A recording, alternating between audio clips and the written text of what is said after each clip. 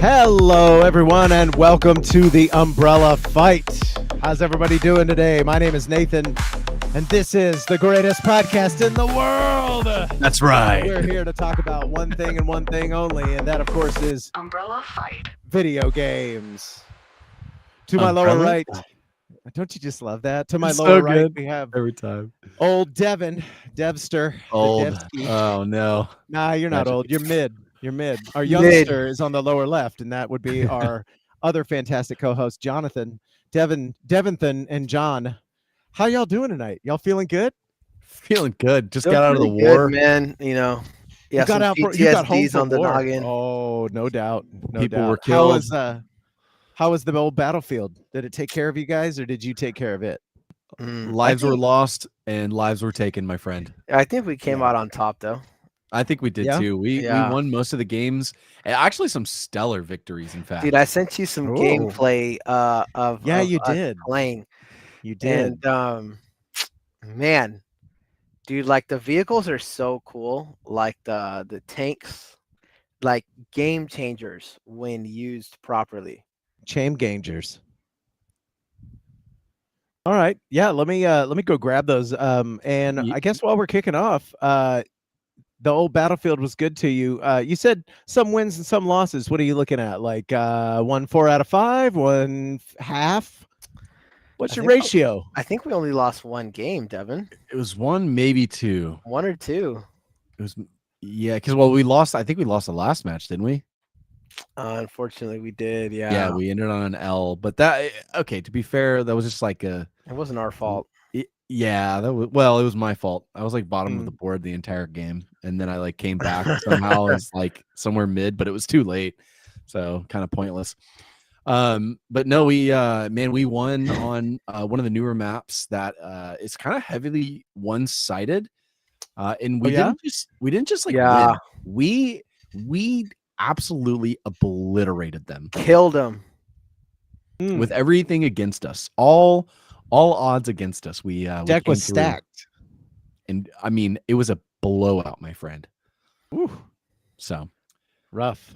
yeah, war was there, and victories were taken. I love that. Yeah, You know, some weeks you hard. just need to get a V or a dub, whatever you want to call Mhm. it. You know, if we're going to go with the old terminology, V for victory and whatnot. Yep. Yeah. Yeah, we got the V's and the dubs. Excellent. We had them all. I love to hear that.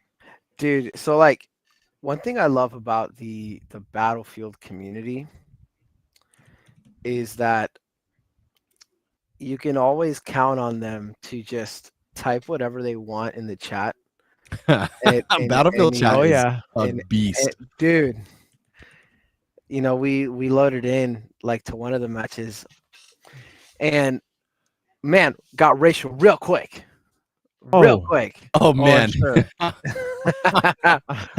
Got racial know, real quick. It's real unfortunate, John. The footage you sent me on old Yeah, YouTube I is having see a that. configuration error. I know you can see that. That's real unfortunate. But that's okay because your For Honor footage is inbound right now. Oh my God, it's 24 gigs. I should have downloaded that a little bit earlier. So, 24? yeah. Why is We it need to that talk big? about. We need to talk about your OBS recording situation here. You know what? I'm just gonna let it go in the background. I do have the hard drive space for it, but I'll cram that into an Dude, MP4 at some point, and we'll What talk is about it. what is the best way? Okay, so I was thinking with the Bloodborne stuff I did, I was like, well, uploading to YouTube was pretty easy. So I was Yeah. like, I'll probably just do that. But then I just saw I did that with that Battlefield gameplay and sent that to you, and it didn't work. Yeah, So it's like real now unfortunate. Oh, it's I'm showing kinda- as unlisted. That's why you. I think that's why it's yelling at me. Is because if you change that video to public, then I should be able to insert it. But it is unlisted right now. That's probably what the hiccup I is. just set it to public. Well, think- let me refresh. I might be able to pull this off. Yeah, it doesn't show as unlisted. Hang tight, folks. We might actually have some footage after all. Let me switch Hey, this over. troubleshooting on the go, On live. the fly, guys. Let me see. 153 video On a fly guy. configuration error. Here, what if I change this? R.I.P. bro. Yeah. Yeah, if it's okay. Nah, If it it's doesn't busted. work, it's fine. We'll deal with it. We'll troubleshoot Pivot. technical Okay. stuff another time. Instead, let's talk about video games. Let's What do it. let's jump right in. Obviously, you guys have been playing Battlefield. We've kind of beat that horse to death, so I guess we don't really need to hang around on that unless there's something new going on with Battlefield. Actually, you know what? Maybe I do want to talk about it a little bit. Are you guys familiar with and have played any of God, my mic again. RedSec. Whoa, you just got real hot. Yeah, I know. I'm fully aware. My anytime I boot up Discord, it's like your settings need to be super low, sir. And I've turned that off 1,000 times and I hate it more than anything. So I apologize. Am I like unbearably hot?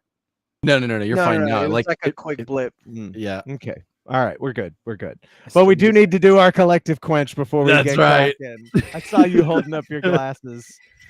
Oh man. Can't proceed, my friend.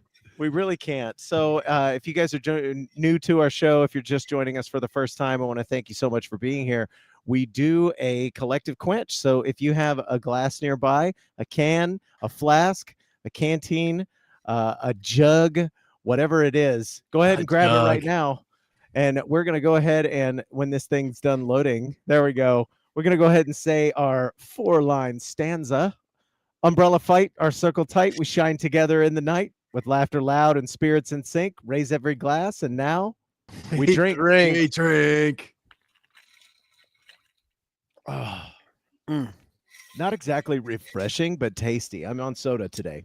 And I do want to show off my my great koozie here. This might be alcohol. It might be. It's be. not because I don't drink booze, but it might be. You don't know that. It's a perfect koozie for a man who doesn't drink alcohol. Like I know, love absolutely. It's so fun. That's why I keep it around. All right. So RedSec, I'm in the middle of downloading it as a matter of fact, because I was going to give it a test run. I know you guys are interested in me playing, and I'm not willing to drop $70 whole on RedSec free. But RedSec is free, and you I can't beat forget that. that you played Warzone, Nathan. I did. I played a lot of Warzone, as a matter of fact. I played Warzone. God, my mic is still doing the thing. I'm really gonna have to like beat my Windows thing into submission. I'm watching it lower right now as I talk. It shouldn't be doing this. This is so annoying. All right, I'm just gonna keep it up and keep talking. At any rate, yeah, I played a lot of Warzone. It's an excellent game, but it's only fun when you have friends around. You know what I'm saying? Yeah. So I will say Kai loved. Kai also played a ton of Warzone. Did he really? And yeah, and he loved RedSec. That's so cool. Good. Yeah. That gives me a lot of confidence in it. Yeah, he's basically like over Warzone. Like he's not going back to it. Yeah, he's done. He's like it's just RedSec. Really? Yeah. Okay. RedSec only. Got it. I mean, dude, it's happening to everything. Like there's a couple of those people out there. There's the people who are diehards in the Call of Duty fields, but here's the thing. When you get into like the detail that they put into Battlefield 6, and that, you know, obviously translates over into the RedSec field, which is their battle royale, if you're not familiar. I might talk in some layman's terms. We do have a kind of non-gamer listening on a road trip. Shout out to Christiana. And so battle royale. So just you're in this one big circle, and the mechanics that Battlefield brings from just a design perspective is just going to outmatch everything that Call of Duty produces. It's the difference between, we took the time to design bullet physics, right? The bullet drops, the bullet, it flies at a particular speed. Like it takes a amount of time to get to your target, rather than something like a Fortnite where you click the trigger, where was your crosshair, it instantly hits that target. It doesn't fly through the air. It just essentially spawns on the target. There's some beauty to that, and there's places for it, and that's fine. But when you're playing a military shooter, something like a Call of Duty, and then you're comparing it to a Battlefield, which is also a military shooter, and there's that sense of like, I want to be a military soldier in combat, and then you have bullet mechanics like you pull the trigger and it can be 3,000 feet away and hit exactly where it's supposed to.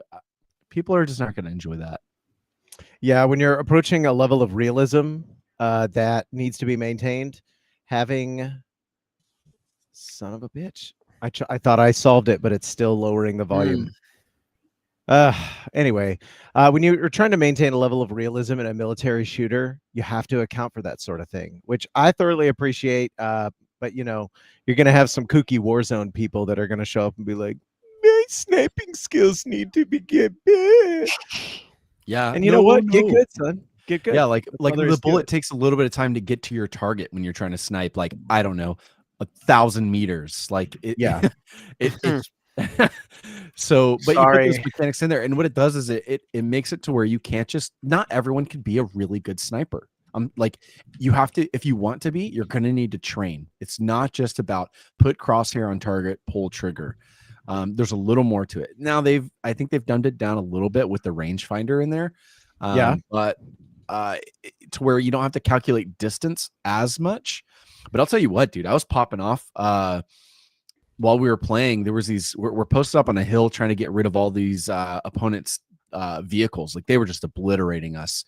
And that was the game that we turned it around, right, John? It was, dude. Man, I wish the gameplay worked, but like, yeah, we turned it around like right at the end. We got the dub.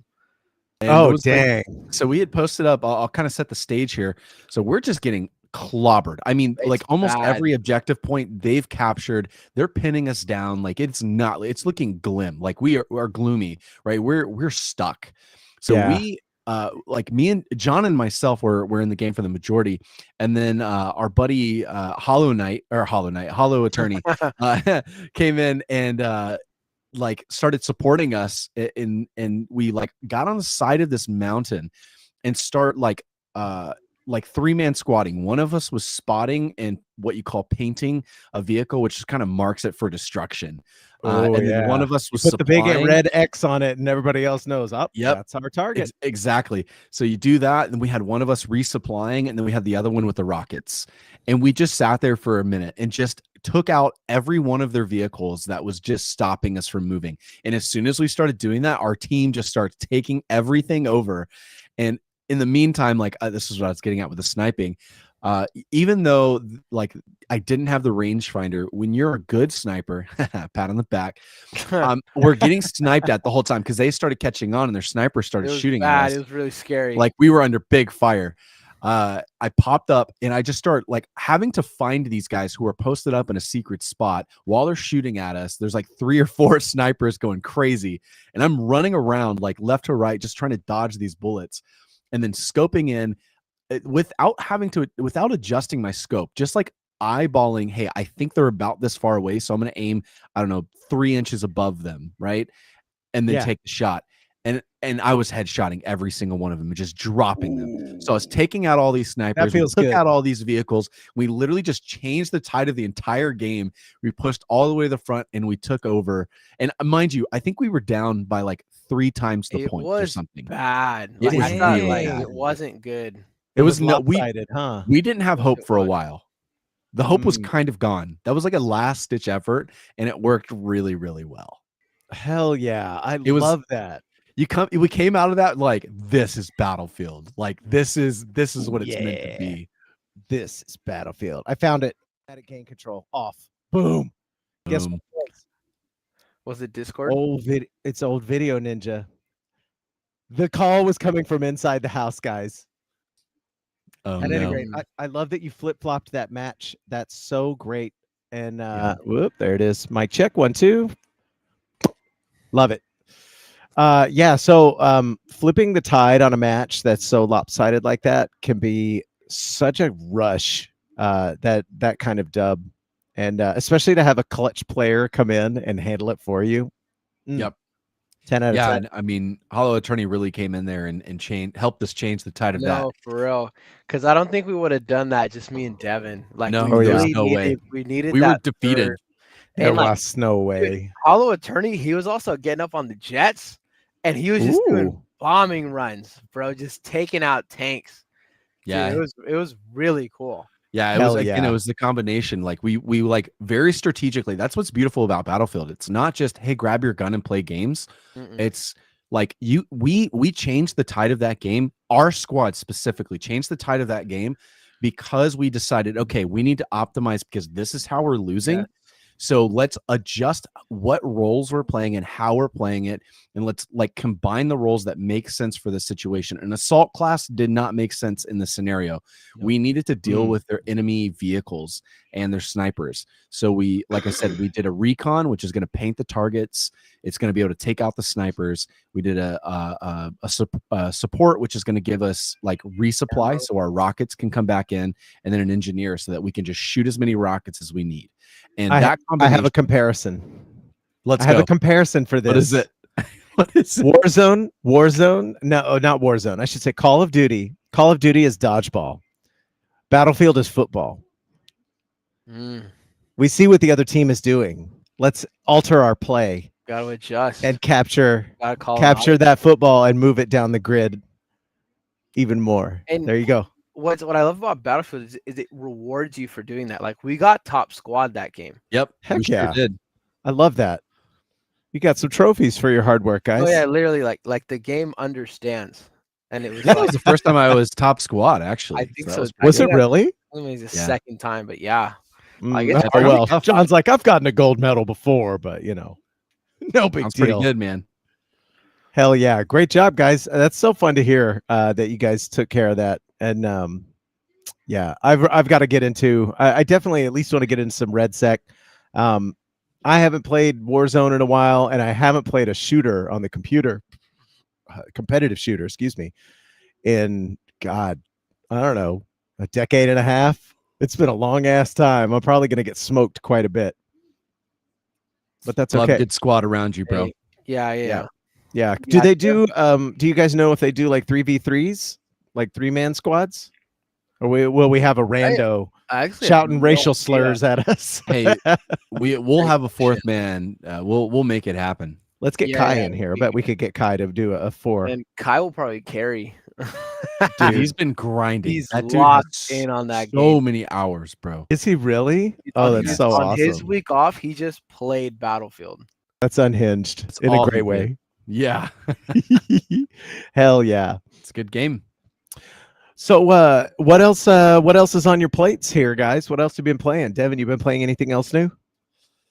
We have been playing some New World. So nothing. You were telling me about that off podcast, actually, that they've dropped some new content. So yeah, they're like new content. Yeah, more New World content. Sort of. Yeah, it's like literally the patch notes was let me pull it up so I can do it justice here. Pull that up, Jamie. Yeah, pull that shit up, Jamie. So what they did is they dropped the daggers weapon. So they dropped the new weapon, which is like kind of a big deal in the game because it's your weapon is essentially your class in the game, and then you have 2 different weapons you can equip, and that kind of creates a dynamic way that you play. So if you're like you have a sword and shield, and then also a big like war hammer. You're gonna play a particular way than if you have like a bow and a fire staff, like very different gameplay. So there's only been a limited amount of weapons, and they haven't really added a ton of new weapons over the course of the game. Probably 3 weapons total. They did like a Blunderbuss, or like like the short range, like old style piratey shotgun. What is it called? Blunderbuss? Is that what it is? A blunderbuss with like the blunderbuss. The opening end of it.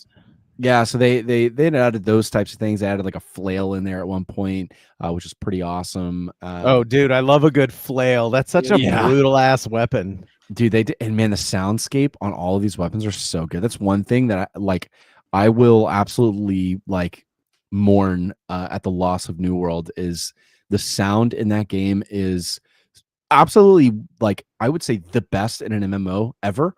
But it absolutely even is like it's pretty strong even as a video game overall.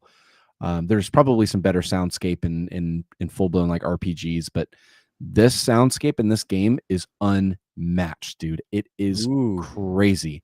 And that goes from not just like chopping down a tree. Like you'll chop down a tree, or you'll mine a rock, or you'll be jumping around inside of a canyon, and the way that your footsteps echo and your hammer when it smashes to the ground, and all of that sound design that they did was just really, really well done, and it sounded so satisfying, right? There's something about when you like smash your like massive warhammer on the ground and it makes this huge like Thor sound of like crashing into your enemy. It's really nice. But You get that nice crunch, the bodily dude. crunch of a flail. Yeah. It's insane. They did a really good job at it. They've got great sounds in the game. But what they did is they released these dagger weapons. So again, kind of a big deal, but they released it under the guise of, hey, you know, we are going to be closing the game down, but we did kind of make these. So we want you to play with them, even though they're buggy. This is literally their word, quote. We wanted to give you a chance to play with this new weapon class despite its unfinished state. So some bugs and issues will be expected. And then they kind of proceed to like go over some of the things that are broken about it, some of the things that are really cool and whatnot. So they just like tossed it into the game like half baked. Here you go. And it's gonna get abused. It's gonna be disgusting. I'm sure it's just absolutely like it's gonna be busted in some sort of a way that it will really negatively impact the game. But they're just like, hey, we want to get this out here because we don't have that much time. We don't even know how much time we have, right? Like they're just trying to like, hey, we've worked on this stuff and we just want you to experience at least some of it to some degree. So yeah, it's super unique. I'm very excited. I haven't touched it yet because that came out yesterday, and then I played Battlefield today. But yeah, it's going to be really cool to kind of get into it and play with those new weapon types and see how what could have been. Dude, that makes me so sad, bro. Yeah, that's like it's really unfortunate. Like, hey, this game you liked. Sorry. Yeah, it's just gonna be obliterated. Money. Oh man, yeah. It's. But I do love that they had the wherewithal to give you guys something, you know, to talk a little bit. Like, hey, we done worked on this stuff. Let's just let them. Yeah, give it to the players. Let them enjoy, I guess, some of it, you know, while they can. And yeah. I don't think they're going to bring it back. I think, you know, I was watching some content on some of those high level creators inside the New World space that are like crying right now because it's what they dedicated their whole channel to for 4 years. You know, they're talking about how there's not much hope that Amazon will bring it back. And I mean, there's always the very faint possibility that another developer will pick it up. The problem with it is, remember, they built this thing. The team that built New World basically from the ground up. It is built on the Eternum engine. It is a custom engine to New World. And then I think that engine is built on something else. Basically the only company that could possibly even take this over from a technical perspective without pulling in all of their other developers, somehow like recruiting the old New World developers, would be they would be somewhat familiar with some of the source code, was Star Citizen. Oh boy. Yeah, so, and you know that's not going to happen. So they can not finish any Eternum content either. Exactly. So we just Star Citizen. Wow. Yeah. What is that company that makes Star Citizen? I can't remember their name off the top of my head. Pull that shit up, Jamie. Cloud Imperium. That's it. Yeah, there you go. It is. We actually have a viewer that pops in every now and then. Brandon, one of our I wouldn't call him a client, but coworker in the same field as us. He pops in every now and then when we stream on Twitch. And that is his game, Star Citizen. He plays that.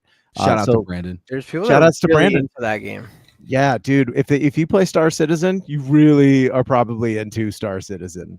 From what I understand, though, that game is like, you know, the long-standing meme is that they're never going to finish it. But what I understand is that what they have out now is playable and fun. but when they get to the point of all of the other systems being ready, it's going to do a very large go live. So when they move in from like alpha to beta, it's going to be a massive, probably one of the most massive content updates of any MMO you've ever seen. So Yeah. brace yourself for that. That might be something you want to check out or get into. Oh, it will be. It's going to be neat for sure. Yeah. Oh, are you absolutely. you already bookmarked to play it? No, not necessarily, but like it's one of those big staples, right? Like it's been in the realm of the MMO space for such a long time as this like Goliath game that is just kind of honestly just kind of waiting for its time, right? When it releases, it's going to be huge. It's going to be like a massive you know really just a massive titan in the MMO space. Behemoth, if you will. Yeah, indeed. That's awesome. I bet it's going to be a lot of fun too, just in general, you know. Yeah, I would hope so. Yeah, I would for hope all that so. time, right? you know, and I think if there's anything to be learned from, let's say Hello Games, they are at least sticking with it, and if they can do half of the changes that Hello Games has done to No Man's Sky from inception to now, then they'll be in a great position. Shout outs to Hello Games. Man, They've done this such is a good so job making No Man's impressive what Sky they've done. something. I own that game on PlayStation 5. I got it day one. So I've gotten to watch it evolve. I pop in and play, I don't know, 10 to 20 hours of that game every now and then just to see what it's like. And it's so good, guys. No Man's Sky is so good. It's a great game, and I really loved watching it evolve over time into the monster that it is, because they just add these systems for free. And yeah, For free. so Star Citizen, I hope they can do something of that nature when they get to the point of moving in from the alpha position to the beta position or full release, whatever they want to call it. And I honestly, I hope that based on the size of the team here, I mean, this looks like 50 people, maybe less.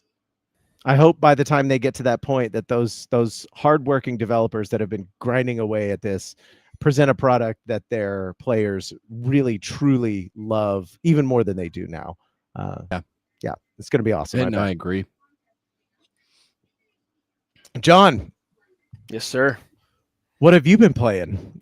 Man, I've been playing a couple different things. A couple different things. Yeah, Like this guy right here, huh? Shigoki. So Shigoki. yeah, that's name. that's that cool. character I'm playing as there. This is For Honor. Beautiful game, a lot of fun. Yeah, we had some footage of it last time, but we touched on like some of the gameplay, but I would love to see something a little more. This is a little less chaotic than what we saw last time. Yeah, this is a custom game with my brother and my two buddies. And this is kind of what we do. We'll get on For Honor and we'll just kind of like hang out in custom games for a little bit. And it's kind of spar. I guess just spar, warm up. And it is a lot of fun. Sometimes we get a little mad at each other, but no doubt. Yeah, this seems like one of those games where like look at the I want to point something out that I noticed immediately. The cordiality of what's going on here. You are in a fight with Hollow Attorney, and homie is off to the side letting you guys fight. You just got your head ripped off, bro. I did. That was brutal. Yeah, I wasn't warmed up quite yet here. This was my first match in. Yeah. But typically, you respect the 1v1, at least in a custom game. There are certain game modes where like the 1v1 is not to be respected because there's just no honor in certain game modes. But in a custom game, it's like, let's respect the 1v1 here. Yeah. And it's a lot of fun because the gameplay kind of speaks for itself. So this here is my brother David that I'm playing against. And right now he's playing a character called Orochi that's like this really fast little ninja. And for my character, that's like huge. Like this is not a good matchup for me. Like this guy is very too fast for me. Yeah. And with Shigoki, like, man,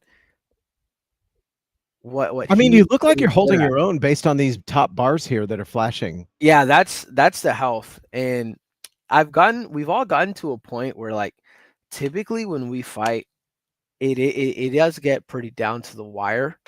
Like there's definitely, skill gaps that you see, but Sure. for the most part, like it's pretty even as far as like, it is going to be a struggle to win. Like it's not going to be free. It's not going to be a free dub Yeah. against anybody. Um, this is David playing against Julian here, who's that character with the axe. It's a new character they're trying out. But this game, For Honor, has actually had kind of a resurgence. So this game came out in 2015, 2016, and then you may have heard a couple podcasts back raving about when they added cross progression, but that kind of started a renaissance of For Honor, because like now all of these people that like were originally playing on console is like that. For example, my friend literally he didn't play it on PC because he was like, I put hundreds, possibly thousands of hours on my Xbox, and now I just can't access the content that I unlocked. Like I don't want to restart, you know? Yeah. And Absolutely. so them bringing back cross progression or adding it to the game, I should say, started a resurgence because it's like now all of this stuff is now accessible to me again. Hell And yeah. so like they even cross progress XP. So it was like it's actually worth playing the game now. It's like the playing field is back to like what we used to have. So the queue times have been like way higher. The player count is up a significant amount. Like it's been good to see this. Like Ubisoft did a good thing to me. Oh man, and there that's amazing for Ubisoft to have done something, great. Um yeah, I love that. The cross progression insertion in the For Honor timeline reminds me of when that happened to me in Rocket League. I had hundreds of hours in the PC version of Rocket League, and then at some point my PC died. I thought, okay, it's free. I Ooh. could just download Rocket League on old the PlayStation there. And then I quickly figured out that all of my skins and unlocks wouldn't move, and they don't affect the gameplay any, but who wants to play as that basic ass Yeah, orange like who car? does? I want to make it look as dumb as possible, okay?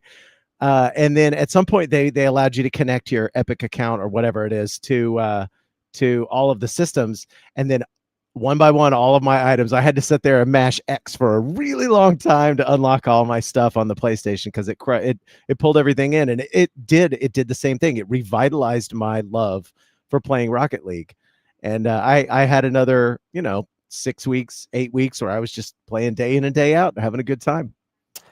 Dude, like and that's really what it is, because I mean, I think it's crazy because I remember first hearing the term cross progression, and like I remember not really understanding like what that meant, Yeah. because for a long time it was like I just had an Xbox.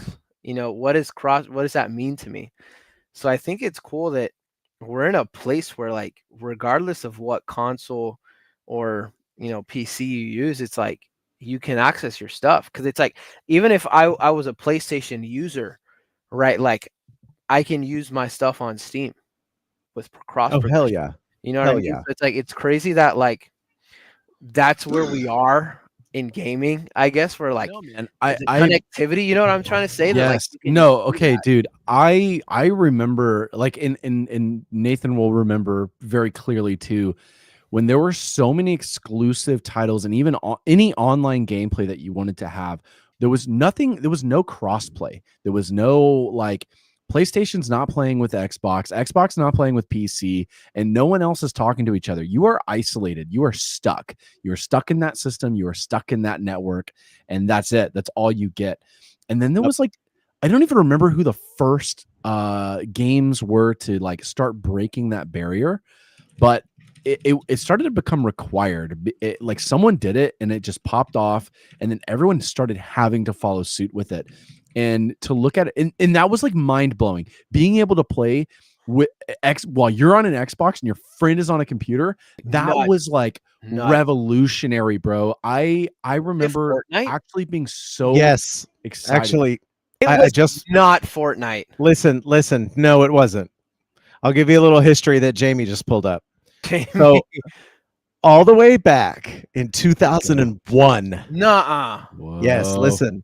The Sega Dreamcast and PlayStation 2 players, via an innovative collaboration using Sega's built-in modem and Sony's network adapters, were able to play Capcom versus SNK 2. Now, Right, for like in the fighting world, this that's year. kind of a big deal because not only is it sort of a niche game, but you could theoretically bridge that gap. That was the real true first instance. But as we all know, Hendrix isn't the best guitarist. He's just the guy who did it real good early on in the timeline. Right. Yep. Then you have your Final Fantasy 11 in 2002, which bridged PS2 to PC. That was another good milestone right there. Yeah. But yes, to answer your question, it was both Fortnite and Rocket League in 2017 that started that trend. Wow. Dude, because I wanted to say, like, with what you were saying, Devin, I remember like Fortnite being the first game where like I remember playing it on my PC and then David in my squad on the Xbox. Yeah. Like that's like the very earliest memory I have of Yeah. cross progression is Fortnite. Yeah, and That's it was crazy. it absolutely changed things because now you can come in, you can play probably right. I mean, this has crossplay. I'm sure you can play a console and PC here, Battlefield, everything. I mean, everything that is online, if it's supported on that system, it will be supported in crossplay. It's sort of a and- staple now, you know. Yeah, you have to do that it. damn broke. Yeah, Because absolutely. players just realized instantly, like, oh, this is better. Yeah, If it doesn't have crossplay, your game is flawed. Yeah, well, and here's what I think the developers found is your game will be played more often is if there is more accessibility for people to play together. Yep. Yes. If my friend who has an Xbox has the same game as me, but we just can't play, I'm less likely to just play that game. We can't play it together. Yeah. We're Like, going to find something stuck. else that does, because at the core of everything is playing together. You know, there's two schools of thought on games, and on the multiplayer side, playing together is the most important part of some games. You know, For Yeah. Honor is a great game. It's fun to play. But if you're not playing with somebody, it's less fun for a lot of people, you know. I remember back in early like Battlefield days and things like that where was Battlefield 3 cross? I don't think it was cross. And I remember I would have to double check that. I might be, but I remember very vividly there were several games that we had in our the emotes, I'm dying bro. at the dancing. the emotes of this game are brutal. But I remember very vividly when growing up, my dad would have like he would be playing a game downstairs, and I would want to be like, I have the game. I actually owned the game on my computer, and I wanted to play with him, but it just like wasn't an option. And I'm like, this is so stupid. We're both online, we both own the game, but we just can't play together. Like we're stuck. It's unfortunate, man. So we had to be in two different games, and it's like that ruins the experience. Brutal. 100%. So it's super exciting to see that becoming. I mean, or it's already become that way. It is now the norm of, and I love to see it. Right, like it's a beautiful thing. I remember the struggle, and that's why when you brought that up, I'm like, yes, dude. Where we've come today makes me so happy because I went through those times where I was like, this game is not cross-platform. I just can't play with you. I'm so sorry. Like it sucks. Like I either have to buy an Xbox or you have to buy a PC. Here we are. Yeah. Oh, I'm really glad we crossed that bridge at this point, you know, because for a while companies were using that. I felt like they were using that as they were using your friend 100%. groups against you. Yeah, 100%. They were using your friend groups against you to say like, well, we know you want to play with your friends, so all of y'all have to buy the PlayStation because one of you guys owns it. Or dude, like I remember sitting around the lunch table. They're sitting around the lunch table in high school, and like literally, like it was like out of my like friend group of like IRL friends, it was like the PlayStation users were like on one side and the Xbox users on the other, and we would go back and forth. And like at the time, Mm. we were really big into Destiny, and Destiny, this one pissed me off.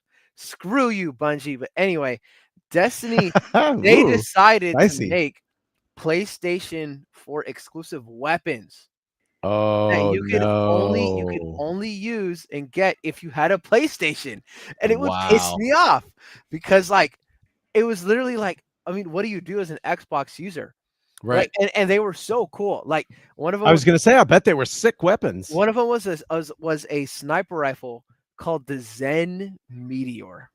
Think about that Sick. name. Sick name. And then the other one was a scout rifle called the Jade Rabbit.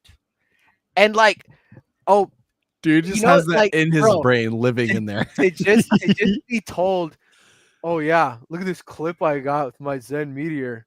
What did you use? Not that. I'm like, oh, like you know what I mean? Like it was just I Yeah. literally couldn't do it. Like what could I say? It's Then frustrating, they, man. they later on added it to Destiny 2, but garbage game. Yeah, Anyway. too little, too late. Yeah, it did. Turns out dividing people is not a good practice when you're doing a multiplayer game. I will say I do remember like there were certain games where like there was a lot of pushback for crossplay. Like Mhm. one that is coming to mind is I used to be really heavy into Rainbow Six Siege. And I remember like the community was almost in uproar because like I guess there was like if I'm remembering right, there's rumblings that Ubisoft was going to be bringing crossplay because Siege was one of their highest playing games. Like was a money yeah. for a Yeah. long time. Yeah. And like people were mad because of like Siege is extremely competitive, especially when you get to the higher Yeah, it levels is. and like It's hard too. MNK versus like controller is like night and day. Yeah. And the community I remember was angry because essentially, I mean, the skill gap, the rank system was going to be just all over the place, right? Because I mean, you're just you're muddying the competition. Right? Controller's just never going to be as good You're as just- M&K you're on just first not person going games. to. Just Yeah, how it's going to be always. happen. Yeah, it's just Yeah. not going to happen. Y'all Like- want to hear the number of concurrent players to this day for Six Siege? I'm interested in hearing. Yeah. that. It's insanity. It's 180,000. Yeah, not surprised. Now it's Oh my god. and I remember playing it on launch, Hmm. and I remember Dang. being angry because I was like, I can't jump. Like I was like, Same. I can't jump, Same. But like I hated that. I had to like paradigm shift when playing Siege, and I ended up So falling. wait, can you not jump in Siege? You can't jump. You can vault, like you can. You're vault glued over to the stuff. ground, dude. It- It feels weird. Oh wow, it's that's a very bizarre. interesting first-person shooter. Like it Hmm. does not. It is not a COD. It is not. It's one of those. Yeah. It's its own thing. It's almost You like. know what? Good like on them for Halo Light. taking that functionality out because nothing's worse playing like I remember playing Warzone so many times and I'm chilling in a room trying to reload and some guy is just like bursts in the door and is like bunny hopping and shooting Yeah, me like yeah. for no reason and I'm like I Yeah. can't, I'm not gonna win this. It's not fun. Fuck you. Yeah, you can't do that in Siege. Yeah, that's such a tactical game though. It's completely It is. different mindset. It's so entirely. slow. Yeah, bro. It's like it's such a methodical game. I actually really do appreciate Six Siege. It's like it's a different flavor. I didn't get that far into it. Actually, one of my younger brothers did, but I definitely played a fair bit of it. And there is something to be said about how slow paced that game feels, with like Sure. how tactical it feels. It's less. Yes, you've got to be good at shooting. Yes, you've got to aim fast. It's an FPS. But that's So, not like, enough. But that's not. You can't Not just enough. be that. You need to know the maps because you need to know the entry points. You need to know the breakthrough points. You need to set your traps properly. You need to use the right squads, the right tools to win the match overall. It is a really neat game. That's in the super flavor cool. of competitive shooters. Dude, like I probably have across, my on Steam and like on my console, probably have close to 1,000 hours in Siege. I Oh my god, rap out of that game. that's When, awesome. I was like one of the first people to get a PC in my friend group. Ever. So it was like That was one of the games where I just solo queued. I just solo queued the crap out of Siege, and Yeah, nice. I've got 882 hours of playtime on my account. That's not me. Woo. That was my younger brother. Like he put in his time on that game. Great game. Yeah, I mean he locked in and played the mess out of that. Dude, like in one of that his favorites. man, that game got so granular in that like it got to the point where like people started just figuring stuff out in the game. So like in certain doors and windows, you put up barricades, and some stuff is already barricaded in. And Sure. obviously, as an attacker, you have to get through the barricade. So you're either gonna hit it or you're gonna put a breach charge. But like there was certain you could make little pixel peaks depending on how you hit the barricade, and it was so cool to like know that, you know, to have that knowledge of like they're gonna spawn here, because there used to be set spawns. Then they changed it to where you could choose wherever you spawn, because like people just got so good at defending that it was like you could do a little pixel peak break on a barricade, you know where they're spawning, you could just take out the team before they even walked in. Whoa. So like that's how that game evolved to. It was really cool to see like what the community did to that game. That's interesting that the developers shifted the meta a little bit. You know, they figured did out a lot. what They pixel peeking and man. things like, oh, they're doing this. We gotta combat this with another format of And spawning. clearly it's still doing well, and they've made good adjustments. Otherwise, you know, the game wouldn't still be as popular as it is 180,000 people across all Dude, platforms. So It's insane. something's going right. And that Yeah, and just on something Steam works. alone, that's 100,000. Yeah, golly. Man, the last thing I'll say about that is like I'll hand it to like the developers. They countered me directly. Like Oh, yeah? they was like, John, you can't troll anymore. Like in Got Siege, shut down. a big problem in Siege was that you could team kill for free, like no penalty. What? Yeah, you used to just be able, you could just kill your entire team just because. Oh, And so naturally, you know, you guys have known me for a while. Naturally, I would throw my friends ranked matches when they would piss me off. And so I would just spawn in with a shotgun and just boom, boom, just kill them all. that guy. You know, that did lead to some heated discussions at the breakfast table, but it was worth no regrets. Heated discussions at the breakfast table. I love that. That's so funny. But what they actually ended up doing is like they added this like they countered that by adding this thing. I don't know what the actual name is, but we would call it stupid triangles. And essentially, if you team killed somebody, if you did more than a certain amount of damage at the beginning of spawn, you got this little red triangle on you. And this little red triangle meant that if I'm playing with Devin and I have this triangle, right, and I try to dome Devin, the damage that Devin would take that would instantly kill him, I take it instead, and I die. Oh, So like that's how they countered it. Is they're like, all right. And then so what would happen is, let's say we spawn in and I decided to just start toe tapping Devin just because, right? Devin will get a little pop-up on his side that will ask him, you took damage from this person. Did they intentionally do this? And then Devin can hit yes or no. If he hits yes, I get the triangle. And I just, if I hit a friendly, I take that damage. dang, that's awesome. So they literally countered me. That's so cool. I kind of love that they did that. I'm not gonna lie. That's perfect. Because freaking trolls, man. It puts it in a competitive game. People like you, John, would irritate the mess out of me, bro. Like, why? Why would you like? We're trying to win. What are you doing? And it would be in a ranked game that people like that. Like I not in Rainbow, but like a Counter-Strike competitive match, right? Like Counter-Strike Go. Played the mess out of competitive in that, and it's like you would just be in these games, and then randomly someone would just be like, you know what? Yeah, like you could be winning. You could be winning the game, and they just like, I don't know, flip a switch in their brain, and they're just like, yeah, everyone's gonna die on my team. Like we're gonna lose this match. It's like, Can you team kill on CS:GO as well? Yes. Oh my can. god. Yes. Nowadays you get like 2 free ones per game, and then you get booted. You'll get booted, but here's the problem with that. What happens if your teammate gets booted? You lose. It's a 4v5. You're gonna lose. Yeah. So regardless, absolutely. if they get their satisfaction, they got the team kill, they pissed you off, they're going to start screaming at you, and then they get kicked, and then you still lose. Hey, I will say David has a problem with team killing in CS:GO ranked. I don't know what it is. Ranked? I don't know what it is, but it's like On purpose? Intentional? Yeah, it's like he just loses it, dude.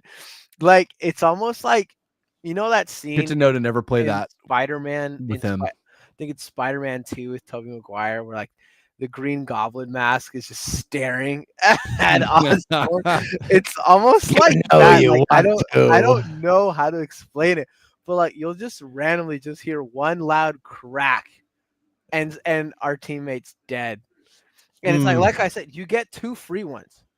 Once you go for that 3rd kill, then you get booted. But you get 2 free kills as a like 2 free teammate kills. It's like they knew, like, just throw them a little bone, let them get their 2 kills off. Maybe that'll satiate their that's enough. bloodlust. It's Yeah, 3 but no strikes, you're more. out. 3 strikes and you're out, buddy. One thing they kind of thrown Valve, don't listen to what I'm about to say. Sure. It doesn't work with projectiles. So if you just throw some Molotovs, you're good. You can just damage everybody. You're toxic, bro. You're Dude, so toxic. I'm not toxic, bro. I'm just having a good The reason time. you knowing that makes you toxic. Yeah, absolutely it does. I'm Yeah, just you're saying, the problem. Look, You're the problem, hey, John. I'm just stress testing, Yeah, you're stressing me out, that's for sure.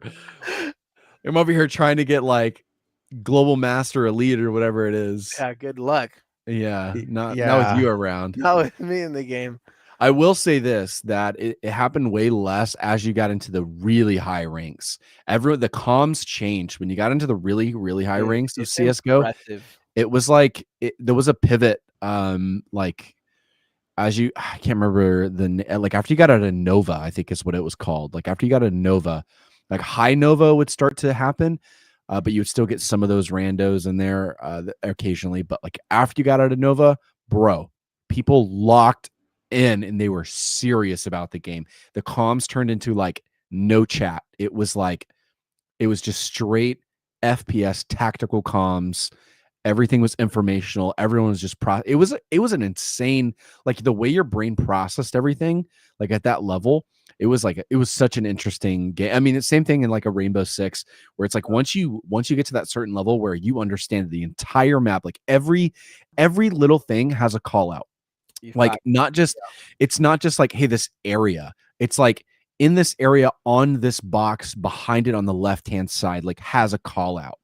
And so you would be able to call out everyone's position specifically on where they were at, what they were doing, what they were using, and like the tactics that you were going to be doing, like 1, 2, 3 pushes, like you were doing all sorts of stuff like that. It became a very, very different game once you got up into those higher ranks. I loved that. I don't think I was there long enough in that ranking because it was super fun. Like I kind of stopped playing around. Like honestly, I stopped at my peak, which is I guess maybe what you want to do, like end on the high note. Yeah. And so you like come crashing down. But like that, whenever I play consistently, like I had this one buddy that I played with specifically. We always duo queued. I didn't actually have like a full 5-man squad I played with consistently, because it's hard to find 5 people that are like that high level in a game to consistently play. Sure. So I did have one guy that was like really, really good that we consistently would play together. And like when we played together, like just him and I, it was like we lock in and it was like we are playing to win this game. And then we would play with our friends. They would still jump in and like play with us every once in a while. And it was never a serious. He would end up like quitting. He's like, okay, you guys don't even want to play. Like y'all are pissing me. They would do stuff like kill each other. And it's like, we're in a competitive match and my rank freaking matters. I'm not playing with you. And yeah, like when you grind so hard, like you've done like hundreds of games to try to get to that rank, like and then your buddy is just like, yeah, let me throw a grenade and spawn. Oh, we're all dead. We lose this round. My bad. Man, I will say, like, I understand that feeling. So Siege is the game where I've had the highest competitive peak in. I hit plat in Siege, Oh and yeah, yeah, and never touched it again, by the way. But like, I remember grinding. See, and I was playing solo. I didn't have anybody to play Siege. So like, I'm proud that I solo peaked plat by myself. that's insane. But Oh, like, that is pretty good. I remember getting into those games and like, it was About crazy. Like, 15%, brother. dude, I haven't never felt like this before. But like, to be almost like not nervous, but the anticipation, like Yeah. it felt like playing Siege when I was plat was like, it felt like getting ready for a football game when I was playing football. Like I had to literally lock in Yeah. because the competition was so high that if I was peaking the wrong place, if I was not where I was supposed to be, dead. Like, And you knew it. sorry. And I knew And it. you knew it like right as you were about to die. You were like, yeah, Yes, that like, was where I messed this up. was I my know what fault. happened. I shouldn't have been here. And like, man, playing Siege, it was really nice because it was like Devin is saying, Siege is a toxic game. Don't get me wrong.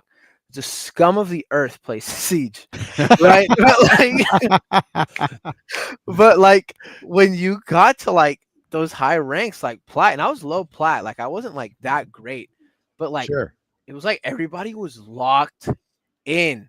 Yeah. And it was like, as a solo queuer, it was like, I was giving comms. I had to, you know what I mean? Like, so Yep. I was always in like party chat, but it was Yeah. like to have other people also there with me was so, it was cool because like there wasn't any trolling. And like when I was doing that, I was maybe, I want to say in high school, like I started realizing like, man, this is what happens when you don't team kill. And like, and I was like, hey, Yeah. this is kind of Yeah. fun. This is kind of fun. And then I think I was probably plat in Siege for maybe a couple months. Like my peak wasn't that high, but when Being good at stuff is great. yeah, Turns out. it was really cool. I stopped playing for a bit, and then when I came back, we were back on that team killing timing. I was like, I did what I did. Yeah. I was like, it's time to just mess around in here. Yeah. Yeah. When I get you're up that at for those sure. when you're up at those ranks, it's like uh you honestly you almost don't end up playing with your friends as often. Oh, Well, first off, sometimes they gate you from playing with your friends, which is also yes, a bummer. dude. In Overwatch, There's they a do that crap. It sucks. Yeah, But they do it in most, right? Like they'll do it in Rocket League too, where you get a rank disparity, where it's like, hey, you're just too high ranked to play with this person. And that was some of the reason that I just like stopped playing it as much, is because like you just can't play with your friends if you get so far away from them as far as competition goes, and then you don't. man, But also, what I was actually getting at is, like you would have like a couple of those friends that would still be somewhat close to you in rank, or even uh um even matched with you in rank, but sometimes genuinely just solo queuing into those ranks was a better idea, because you kind of knew what you were getting with that level of rank. It stopped being, like you said, you like somehow transcended into the game, like to a different sector where like it was people really trying to play. So you had actually a better opportunity to just like get a great group of people that were just completely locked into the game if you yes. just solo queued. No, You would 100%. get, and you would like link, and sometimes you would link up with those people that you played with, and you would stay with Yeah. them for a couple of games because Yeah. like you guys had good synergy for whatever reason, like, and it just all kind of worked out. But yeah, it's like it's a different world, and I'm like, none of us. I mean, I don't think I've ever been at like the top levels of these things. Like I've been high, but not like peak ranks. I've never been Sure. peak rank. Yeah. I would love to probe. So I have a cousin who was like, dude, I can't remember what rank he was in Dota 2, but like legitimately, Dota. bro, when I tell you he Dota. was insane, he was like, every match he queued, he was with like champions. dude. like literal tournament champions. Like bro was in the top 100, top 50 of all of Dota. Wow. That's wild. Like actually nuts. I wonder if I could find his ranking, or like what his peak ranking was. He did like a YouTube Yeah, series for a I'd while. love to know for sure. Bro, That's he was awesome, cracked. Now he could only do that with one specific character that he played, but he was insane with that character. Hey man, you get good with your tools, and if that's that one tool, Yep. Amen. Yeah, 100%, dude. that's awesome. Yeah, look that rank up. I'd be curious to know. I don't I'll think I've find it real ever. You're probably the closest person that I've seen in terms of rank, Devin, and that was with Rocket League. You were a champ at least at some point. Did you ever crack the GC barrier? No, I Grand never champ? cracked BC. I got to champ 2, I think, at one point, or That's champ 1, insane. something like that. It was like right in that barrier. But that, man, again, you get into those 6K plus MRR. Golly, or MMR. so high. 6K. I want to see what that. Yeah, check that out. While you're looking that up, I remember playing. This is so embarrassing. Like playing some Rocket League when me and Devin first met. He was so good, and I was so not. And so every time we'd play, we'd sign off, and I'd be like, "All right, sorry, I brought your rank down, bro. My bad." No, dude. But we had so much fun though. There was one Sunday I remember we played on accident. We played for like 8 straight hours. Those are the best. Yeah, we looked up and it was like, oh my God, it's 5 p.m. We should go do something, huh? All right, yeah, let's head out. So I looked it up here. It looks like and I'm just gonna pivot us really quick and then we can jump Sure, back. no worries, man. He was 6K plus MRR or MMR, and in 2017, it was in 2017 that he was at that, and that was 0.1% of the entire player base. Oh my God, he was 0.1%. That was 6,000 MMR. That's nuts. He's in the top 10th percentile of 1%. Dude, yes. Woo, Nathan, that's insanity. What's up? I know that feeling you're talking about. We had me and David. So Overwatch has a very tender place in my heart. I played the crap out of Overwatch ranked. Okay, that's a In game you could play, I guess. yeah, I make fun of it, but there's a lot of people who like it. I love Overwatch. I hate what Blizzard's done to the game, but I love Overwatch at its core. Sure. The idea of Overwatch is good. Hey, one game of the year, just saying. But we had a buddy, like we played the crap out of ranked. And now me personally, I would solo queue support. I peaked gold 1, almost hit plat, got robbed. But anyway, I had a friend, But anyway, me and David had a mutual friend. His name was Uzair. Shout out to Uzair. But he was master in Overwatch. So in Overwatch, there's top 500, there's champion, grandmaster, and then there's master. And our buddy Uzair, he was master. And so Uzair, out of just like the kindness of his heart, was like, hey, yeah, you guys can play with me, because back then the grouping used to not be as stringent if you were high enough. So since I was high gold 1, almost plat, and David was plat 2, almost diamond, we were able to play with him. That's barely, nice. Just barely. Yeah. And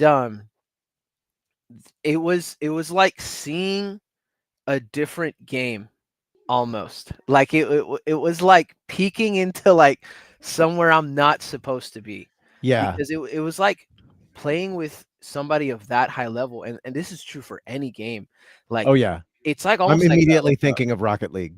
But go right, ahead. because it's like you're immediately like, all right, this is different than the game that I play when I hit play Rocket League, and like, dude, there were times where like, I mean, good on me and David, like since it was 3 of us and Uzair was just so good, he carried, like we were able to like be competitive in that.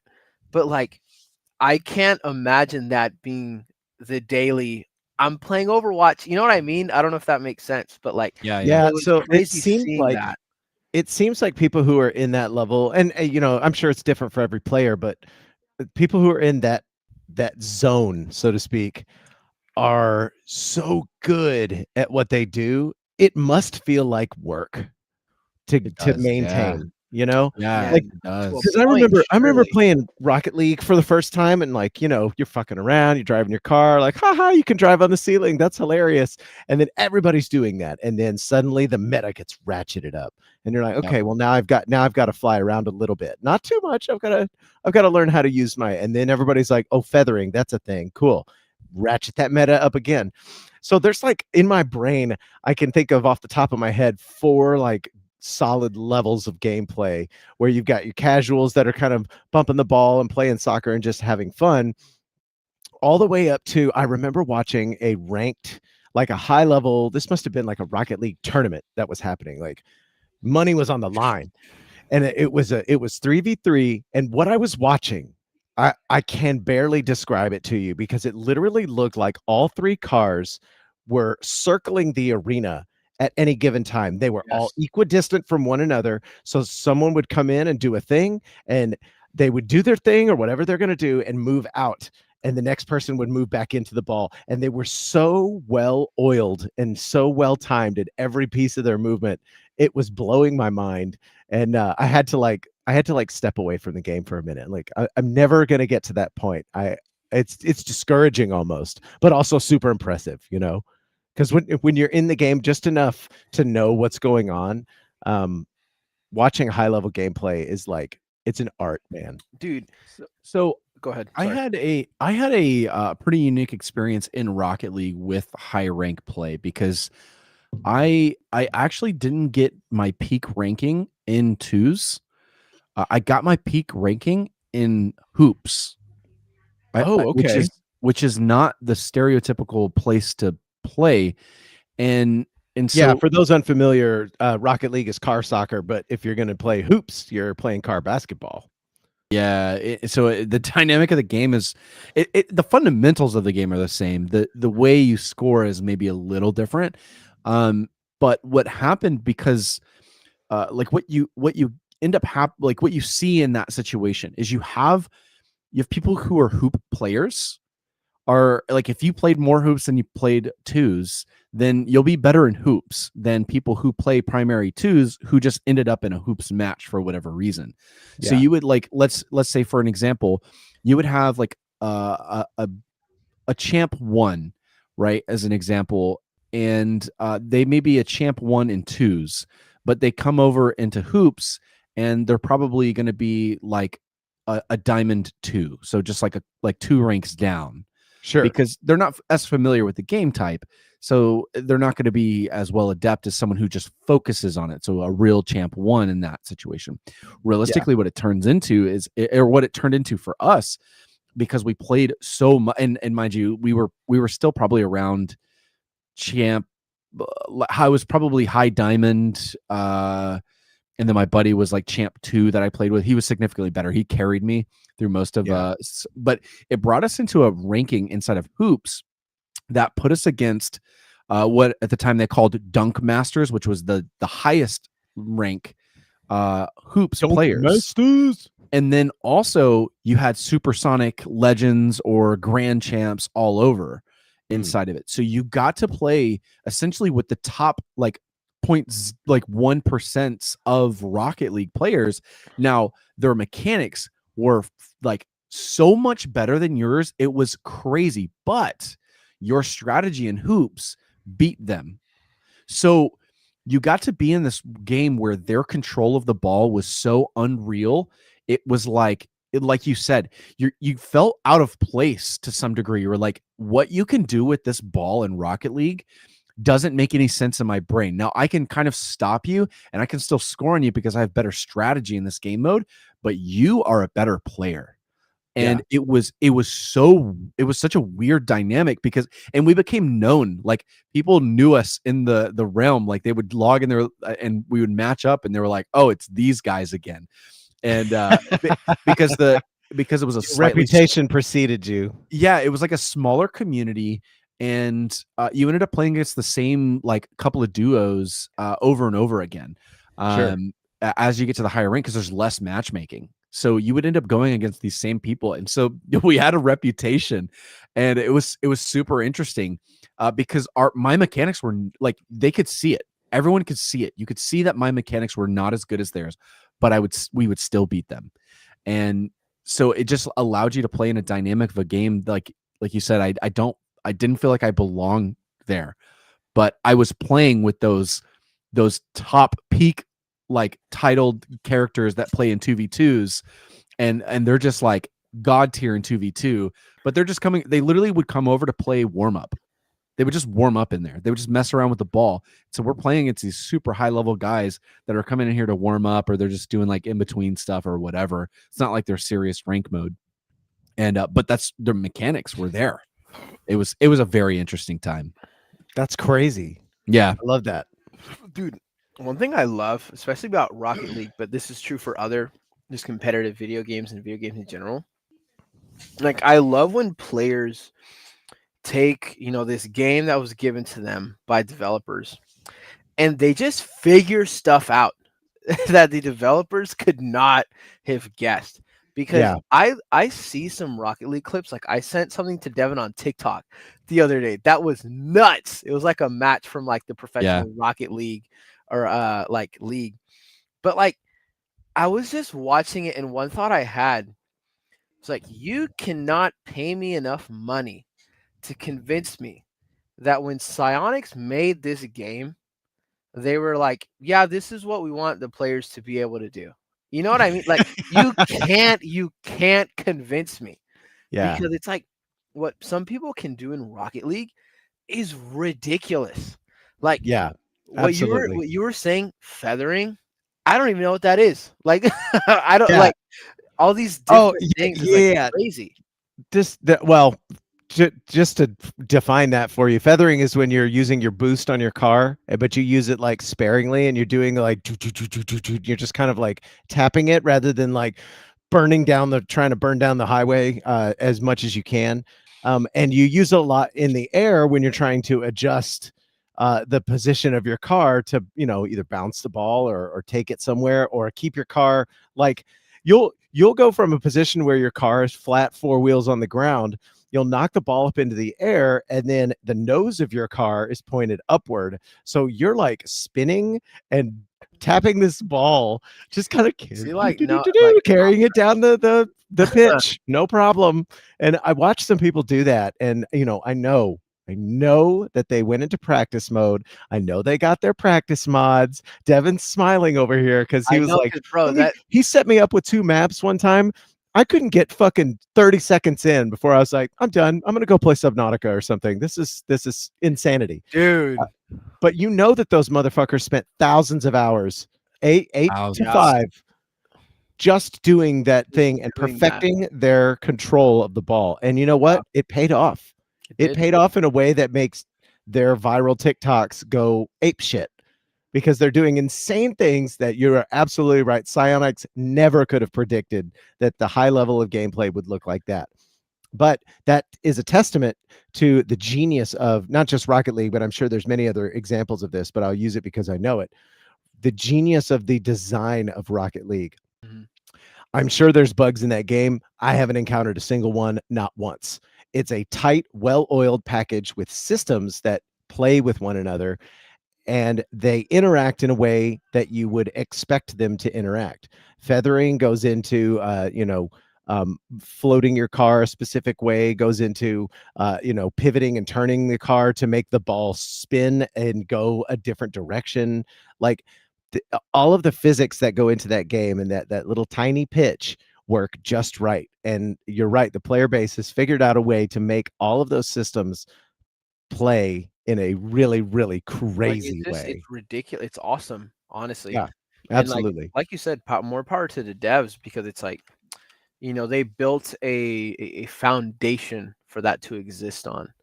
Absolutely. And I think that's impressive to be able to do that inadvertently. You know what I mean? Yeah. Actually, who else did that? And I got to give a big shout outs to them. Like they need a shout out. Everybody knows who Nintendo is. When they took the world of The Legend of Zelda and moved it into the Breath of the Wild space, and created the systems that they did with the glider, the controlling, using your magic to control objects telekinetically, all of the little tiny things that go into that. I've seen some bananas YouTube videos of people like they get on their glider and they charge up this thing and then they're flying across that map. And I do not think Nintendo, the same way Psyonix could not have predicted it for Rocket League, I don't think Nintendo ever expected them like, well, they're already, literally all the way across the map where they wouldn't normally get to unless they've been playing for 100 hours. It just happened that way. But I think if you're going to build a game like that systems like that can exist, that's the way to do it for sure. If your players can learn a way to manipulate it, and I wouldn't call them glitches. They're not glitches, but they effectively are, They're ways that you can break the game within its systems without going out of bounds and I mean, like I think the mechanic it became really popular fairly early on actually in its life, called the musty flip, which is essentially just like utilizing the weird flip mechanic to like flick your car into the ball, and essentially your car turns into like a foot, and it just like flicks the car or the ball and kind of creates additional impact, increasing the amount of speed that you're going to hit the ball at. Sure. And there's no way that they could have necessarily predicted someone to think about doing it in the way. It was innovative in the moment, right? It was there. No one thought of doing that. And so when they released it, instead of, hey, we need to patch this, they embraced a lot of those things. And I think that was a part of, like, they could have fixed, hey, we don't want you to get an extra flip when you accidentally touch all 4 of your tires on the ball, right? We only intended that to be a thing on like the ceiling, right? Where you get this like infinite flip, or you get this flip reset essentially. But you know what? Now that someone found out that the ball actually does that, we didn't even think about that even being possible, because the ball didn't look like you could touch 4 wheels on it. Right. So wait. Let me pause you for a second. You're telling me that after you have already flipped in the air, which you then are not able to flip again until the 4 wheels touch the floor, you're telling me that the players figured out that all 4 tires could touch the ball and get the flip counter to reset? Yes. What? So, my God. So it's what you call a flip reset. So like what you'll do is like you'll take the ball up into the air. And so after you've been in the air or after you've jumped, there's like a timer that goes off because you've jumped. And then your second jump and or your flip, right? So like they're kind of one of the same. You either get to double jump or you get to do a flip in Rocket League. It goes away, I think, after like 3 seconds or something being suspended in the air. Well, if you didn't ever jump, so in other words, if you drive up on the ceiling and you drop down upside down, you never jumped. You never did your first jump. So you still have that first jump available to be able to do either a roll or an additional jump. So with that same principle in mind, if you're in the air suspended, you did your first jump, but then all of a sudden you touched your wheels to the ground, quote unquote, aka the ball. While suspended in the air, you get a flip back because it's like as if you were just falling off the ceiling again. So now you have a flip that doesn't have a timer that goes away. So then you just carry with boost the ball where you want it to go. You get your flip reset, and then you're able to flick it in the air down at the goal with way more velocity than you would have been able to do with, just boost and flying into the ball. And those are like a lot next to impossible for a low level player like me. Those are next to impossible. Yeah, like I don't even know what that means. That ball's coming at me so fast, it's not even funny, and it just like, well, just YouTube some Rocket League flip resets, and you'll kind of see what the mechanic is. It's really interesting, and that actually happened pretty early on. That was one of the like earlier mechanics that they found and started kind of changing the aerial game into kind of what it is today. It's not always the best thing to do, Sure. But it just adds dynamic in a way that you can score, because now what I can do is, instead, like, this is what will trip you out, is you'll think, oh, the ball is really low to the ground, but they'll flip their car underneath the ball and then do a flip, and it'll pick the ball back up into the air. And so, like, your mind's like, okay, that's not possible, right? Like, it's unpredictable from that sense when you don't understand the mechanics. So when it first came out, it was like, you have to be able to do this, and that will give you the rank. Like, It's you will another be tool able in your to. toolkit. Yeah, absolutely. Wow. So, and then they've just expanded, and they've made, I haven't been keeping up. There's probably some new mechanics I'm not aware of. But like, just as many of those as you can get in your tool belt, to then be able to, when you're trying to guard the goal, the way that you have to look at it is you're looking at the other player that's coming at you and go, okay, what is every option he possibly has to score this, so that I can position myself in the best position to block that. And if that becomes so many variables, it becomes more and more difficult to be able to block every potential outcome of that ball coming at you. And that's essentially what adding all those mechanics in there ends up doing. And that's why I love the where they're kind of like, they're kind of they've allowed those things to develop, because first off, they're not just like easily exploitable. You still have to get it to work.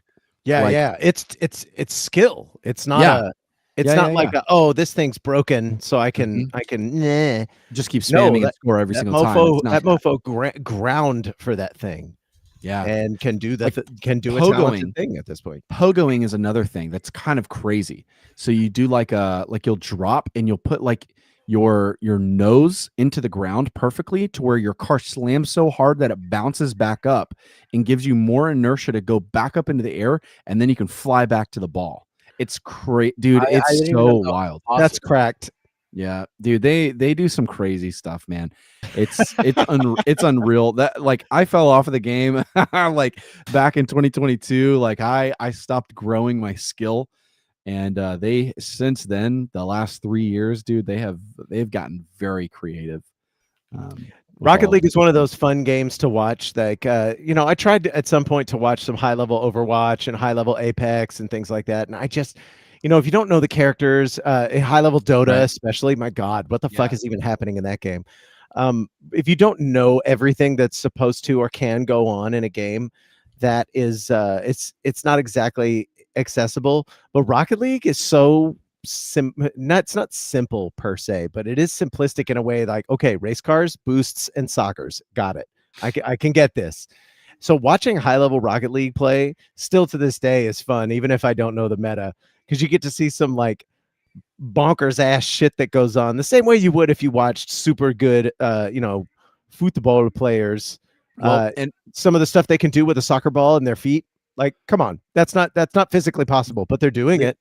This is a great example. I'll actually use a physical sport basketball as a really good example as to what has happened in Rocket League. So if you watch NBA players, watch how they dunk, watch how they play the live game. They're not doing anything fancy. They're dunking the ball. They use both their hands. They slam it into the net, and they get their point. They don't do anything that's going to mess. They don't go through the legs. They don't do a 180 backwards dunk. They get the ball into the net with the fundamental skills that they have, and they don't expand from there, because as soon as you start doing fancy things, there's room for error. And if you end up doing a fancy thing and you screw a goal up because you wanted to look cool while dunking the ball, you're going to get flamed by your coach, by your team, by all of your fans. So what's kind of happened in the realm of Rocket League is they've actually, like, it's kind of turned into that from the high level. If you watch the high level, and this doesn't mean they don't do high level mechanics, but what you'll see is that they don't do them very often. And what they do is mainly coordination and like fundamental mechanics. You'll see basic flight, you'll see basic movement of the ball. You'll see flip resets in there every once in a while and things like that. It just, when it makes sense, but they're not going for these fancy shots. They're going for the consistent shots that will work and will score, that don't put them in a weird position to get taken over on, because again, you're playing with other people who are just as crazy skilled as you are. And if they see you starting to do something a little squirrely, they're going to go in there, they're going to ruin you, and they're going to score on you anyway. So you have to take away the fluff, and you have to go back to essentially kind of your core mechanics of the game, and then jump, and then you'll be able to, basically know that you're going to take over. Yeah, something happened to our boy John here. Yeah, where'd John go? What happened, brother? Oh, he'll probably pop back in. We'll figure that out. Yeah, he said, I got to go to the bathroom. Hey, man, got to do what you got to do. Hey, I've been there, dude. I've been there. I had to run out on our podcast with some food poisoning. It was terrible. Yeah, that was really unfortunate. I'm glad you didn't die. I agree.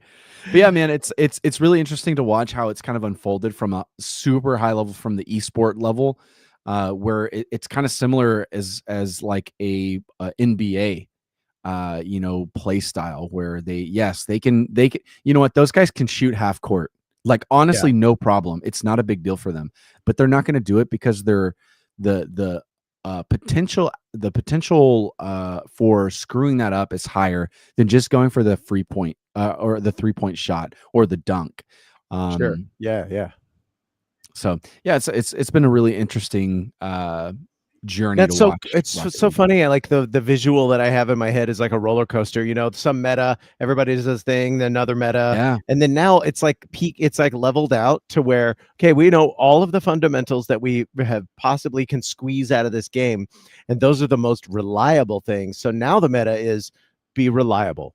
Yes, be on the ball, so to speak, and don't ruin this for everybody else, because we're all GCs here. And if you screw it up because you were trying to be, Michael Jordan, no, don't do that. We don't have time for that. We're just flamed by your team. We're just here to win. Yep. Yeah, 100%. Oh man, yeah. I can only imagine what it's turned into these days. I'll have to peek in and check out Rocket League at some point soon. Yeah, John, see what's going on with it. He had sent me this clip of an esport match in Rocket League, and man, it was so entertaining to just why he's about to be back. But to just be able to watch this high level gameplay, it's actually very entertaining. I don't think that you need to be a Rocket League fan or anything, honestly, to watch it. It is a basic sport. And yeah, it's a sport. Like, at its core, it's not. There's no fancy characters. There's no fantastic anything. It is, get the ball to the goal. And I love the simplistic nature of it because of that. I could turn it on. I could turn it on for some standard soccer fans, and they would be like, "Oh, this is neat." Yeah, it's fun to watch. This is my favorite sport, with cars hitting it instead. Yeah, actually.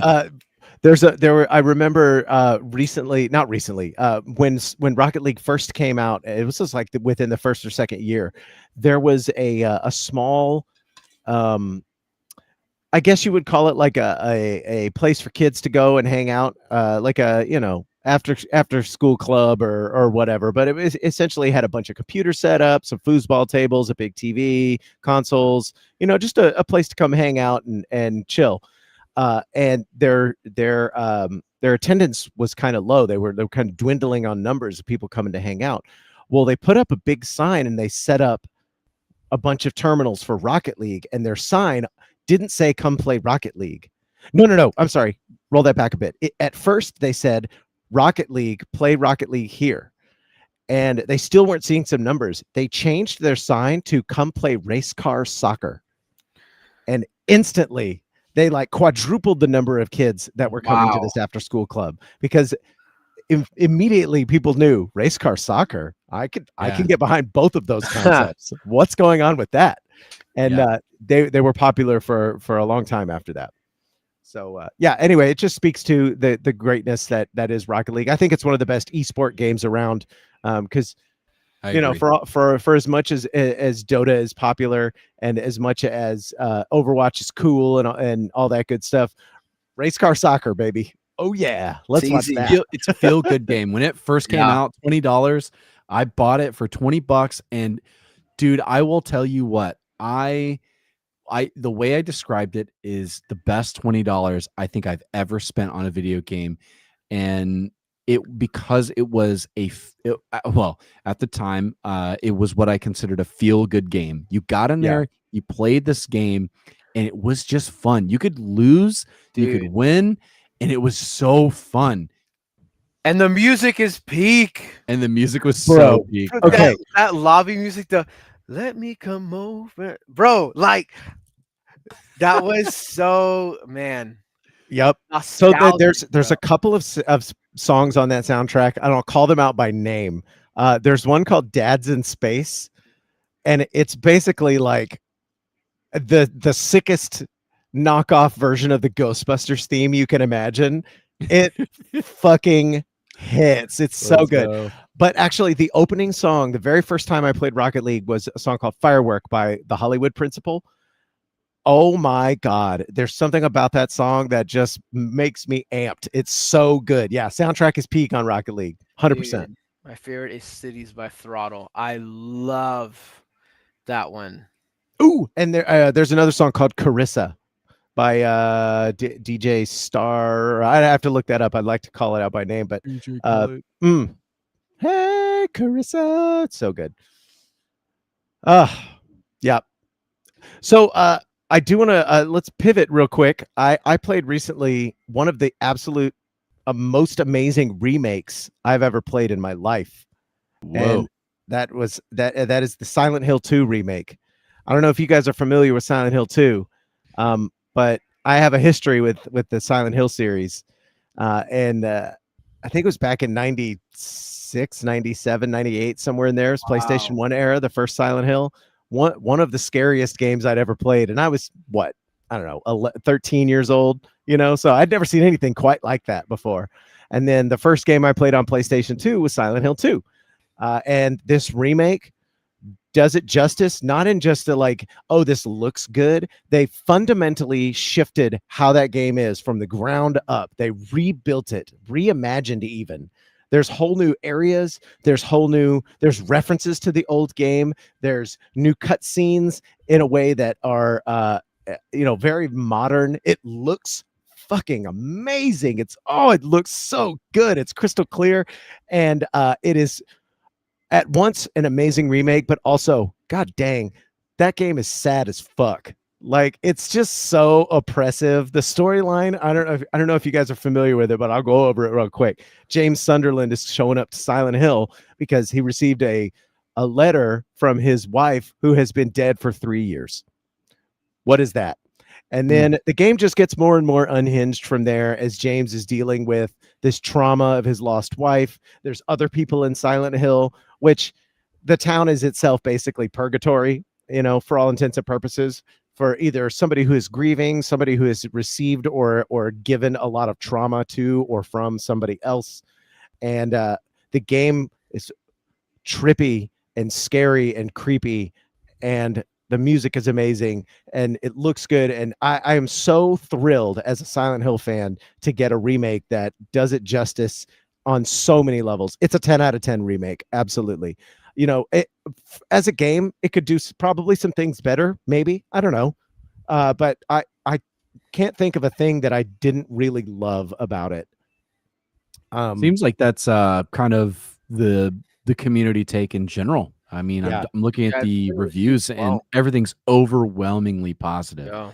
Yeah.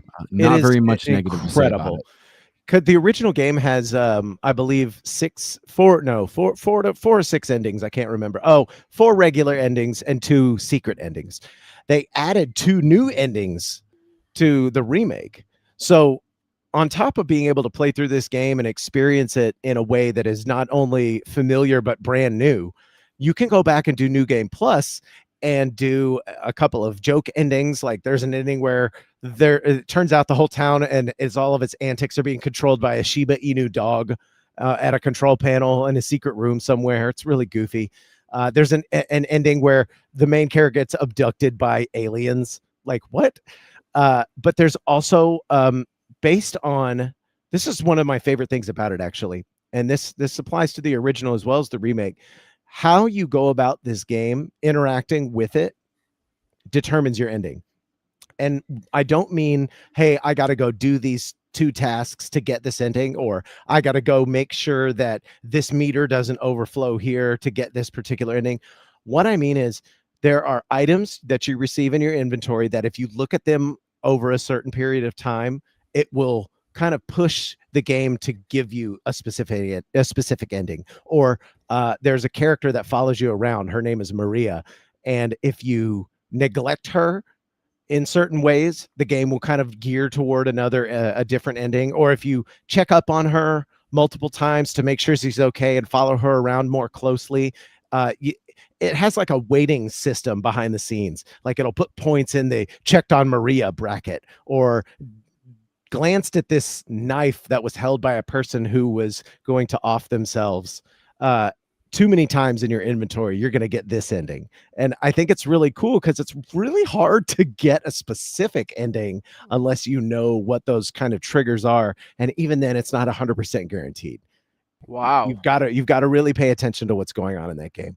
And Dang. top to bottom, the story is really good.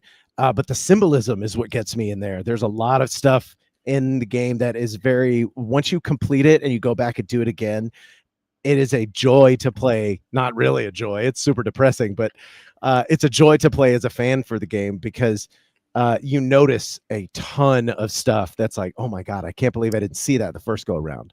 And yeah, can't say good enough things about it. Silent Hill 2 remake. If you haven't played it and you're a fan, you're missing out. Go do it.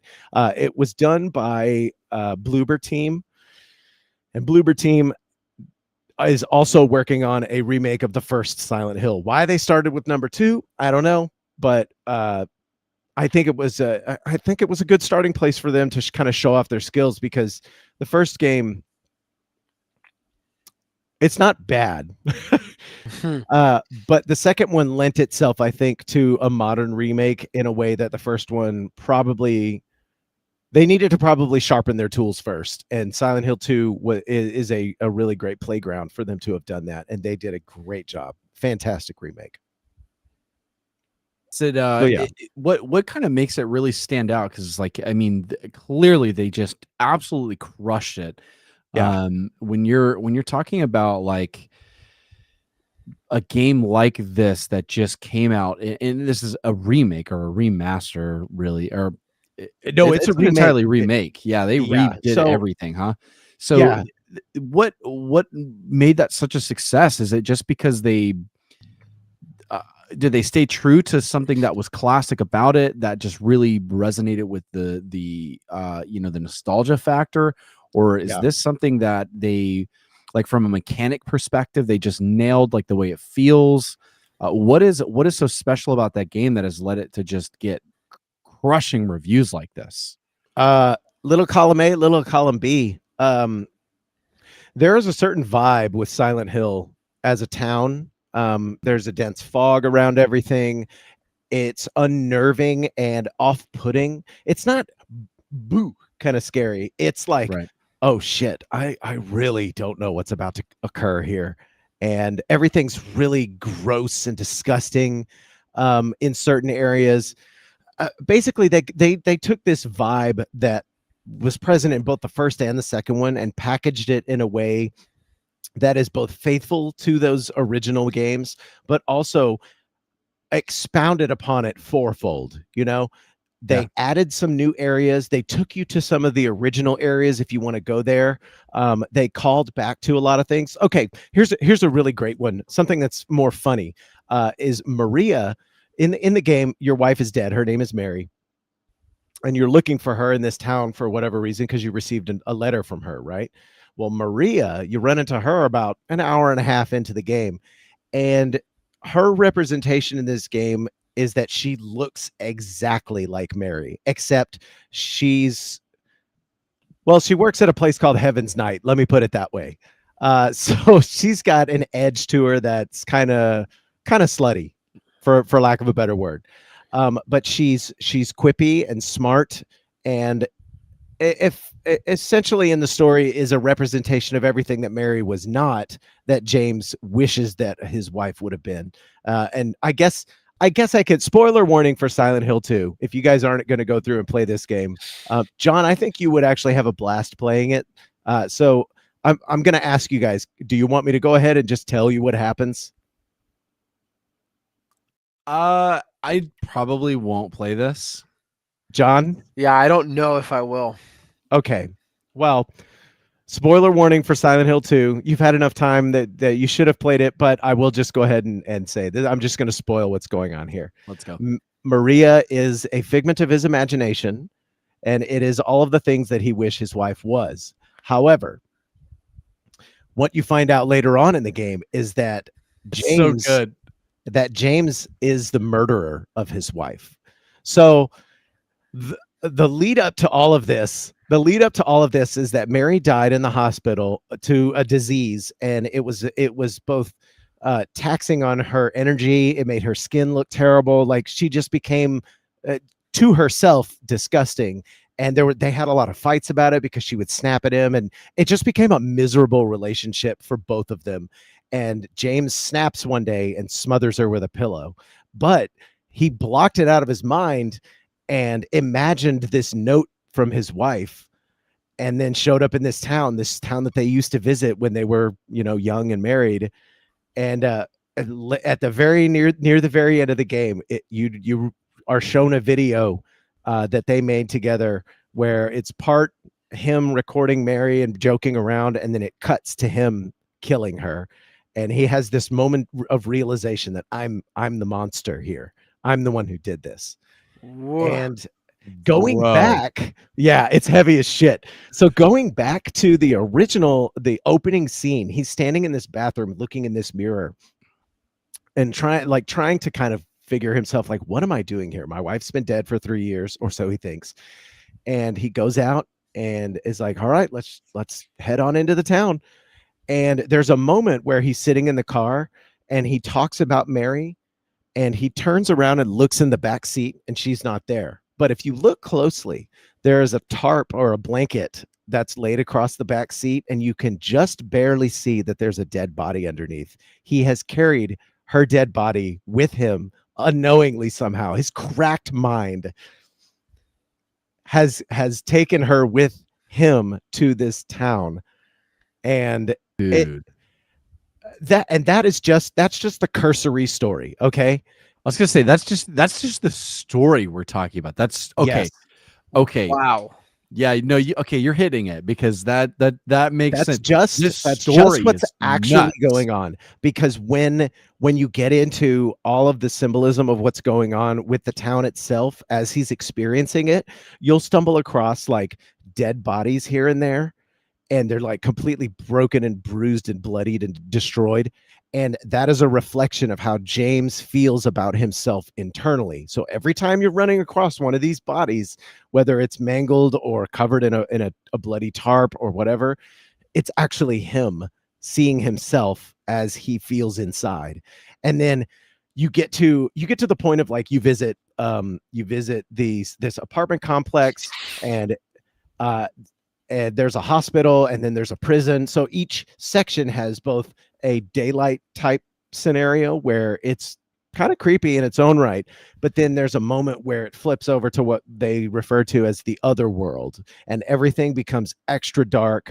All of the floors in areas are kind of like rusted grate looking type floors, so it's extra dirty and disgusting. So the game just gets worse and worse and worse in terms of the whole area as you play it. And it's a reflection of James coming to grips with who he is as a terrible, terrible person, having murdered his wife. God, I have the Steam page pulled up, and one of the videos is rolling, and he's walking into this room, and there's like this blood streak across the ground. And he's like following the street to the end, and it leads to this like drain grate. He looks down at it, and then he looks back up, and then there's this like freaky thing that crawls and slithers like a human body looking thing slithering through the window, dude, and crawls at him. This freaked me out, man. It's it's not a scary game. It's not one of those ones that's like no, it wasn't a jump scare. It was so unnerving. It is a disgusting game in the best of ways.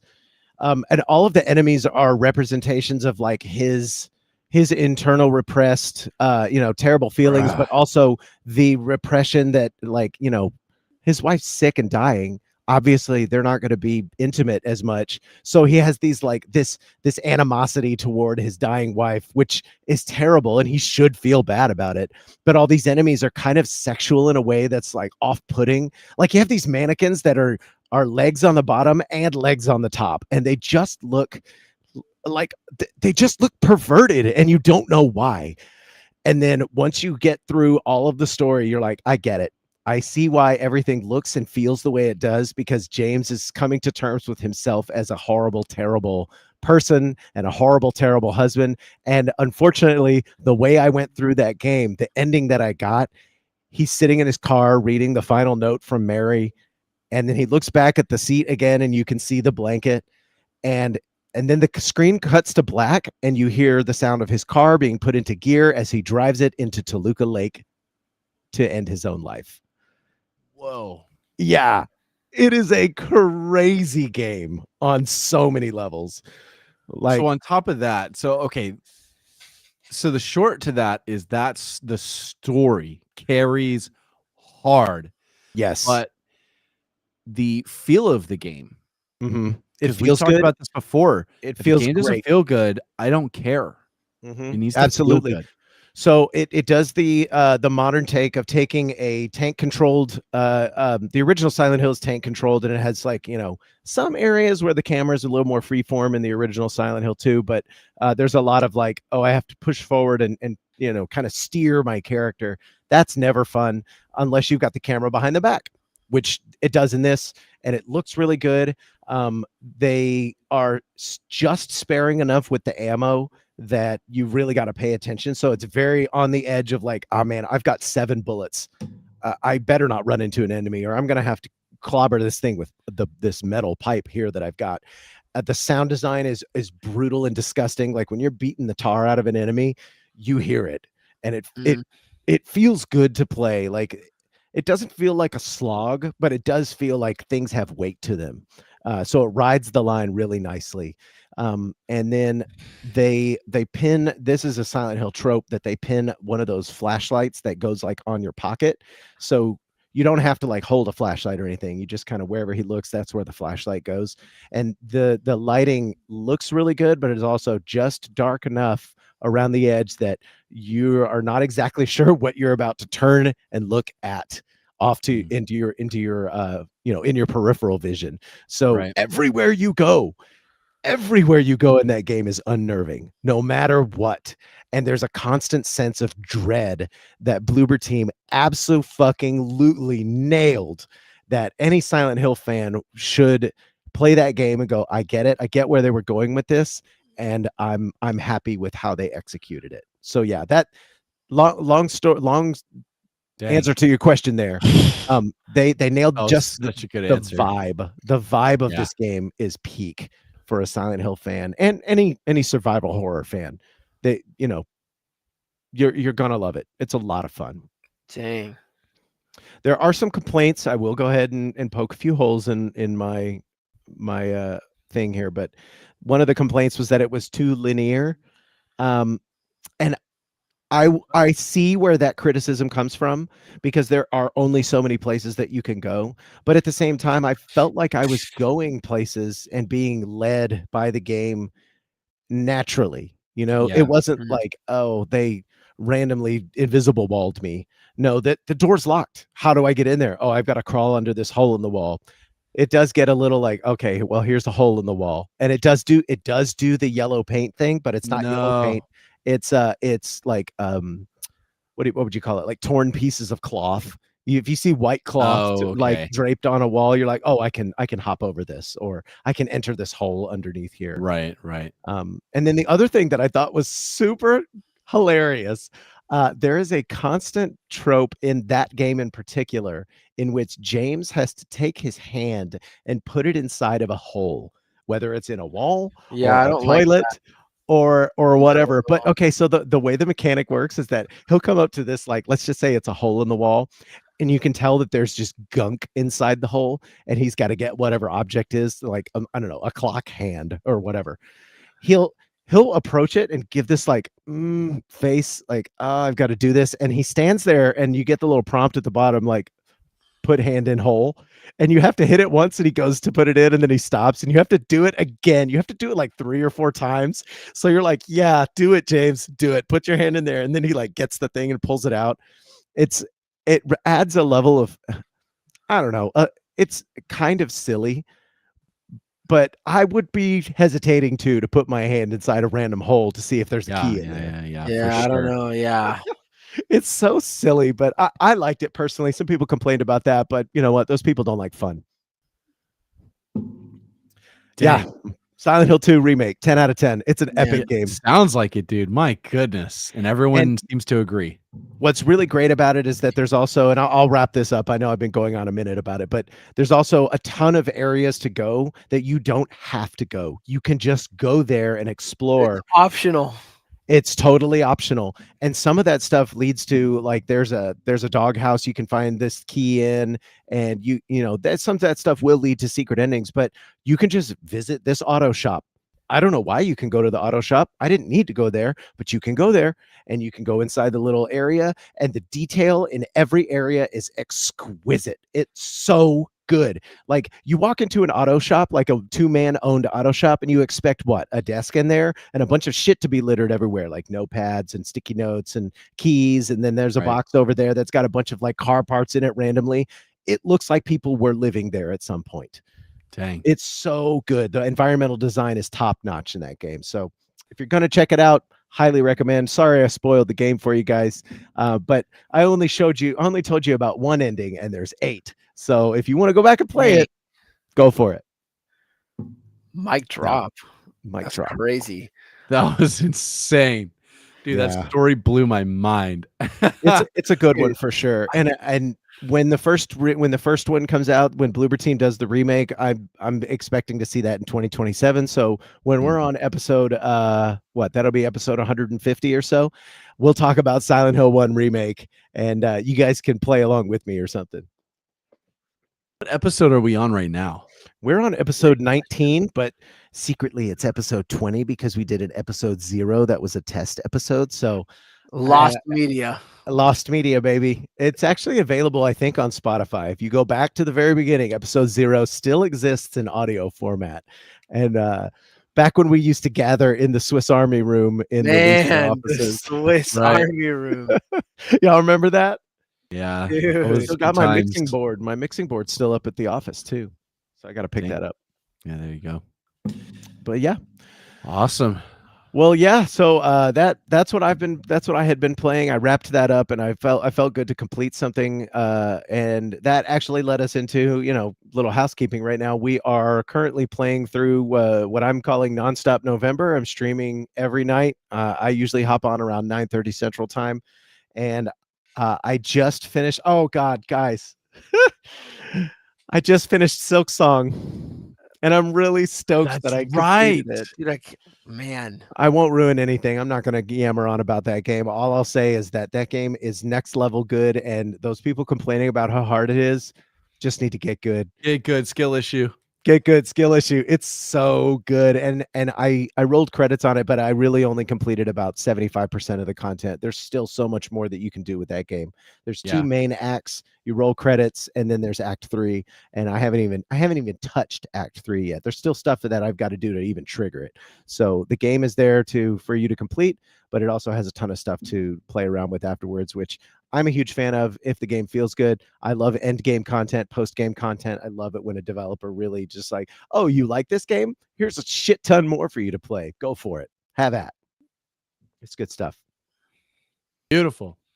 Beautiful indeed. Well, it sounds like we might be winding down because we're again pushing up against the 2-hour mark. Unless you guys have anything else that you want to talk about. Nope, I hear crickets. Yeah, no, other than John inviting me to play For Honor with him and his buddies who are super well vetted, and them just like stomping all over me. No, I'm good. I don't want to talk about that in particular. It was embarrassing. That's fair. That's fair. I have footage of that somewhere. Hey, please send me some footage of Devin getting wrecked. I want to see this. Dude, it was brutal.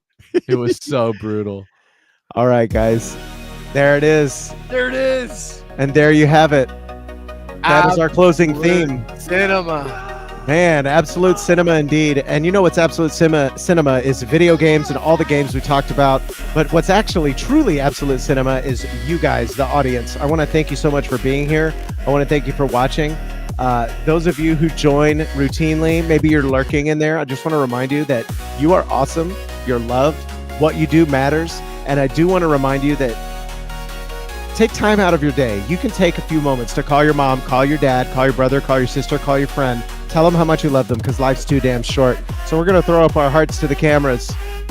We're going to listen to this sick beat while it drops. Thank you for joining us. We'll see you guys next time.